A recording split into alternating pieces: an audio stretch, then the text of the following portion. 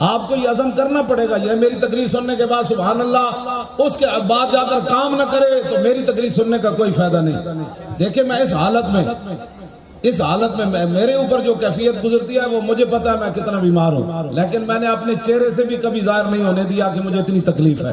اندر بھی میں وہ کمبل جو تھا وہ اتنا خطرناک تھا، گندا، اس پر میں بیٹھا رہا اور میری پوری سردیوں پچھلیوں میں میری کمر گرم نہیں ہوئی۔ ظاہر ہے وہ نیچے سے بھی ٹھنڈ، دیواروں سے پانی ٹپکتا تھا، جان بوجھ کر پانی چھوڑتے تھے کہ یہ توبہ کر جائے۔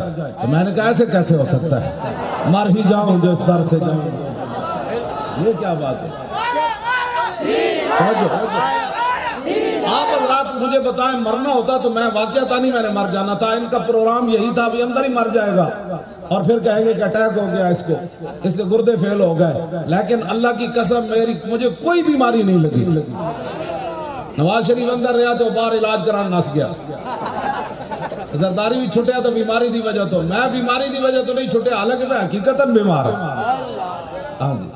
تو میں تو محمد کہنے سر میں یہ مردہ بھی نہیں، 2 لقمے کھا کے 24 گھنٹے زندہ رہا۔ وہ جیل کی روٹی ہم دیکھتے تھے اس کو کھانا کس طرف سے ہے، وہ کھانے کے قابل بھی نہیں تھی، پھر بھی ہم زندہ رہے، اس لیے کہ اذلا فرق بین موتی و حیاتی فی مشاہدتی لامتی و معرفتی باحوال و نیات و عزائم و خواتر و ذلک عنده جلی لا خفا بہ۔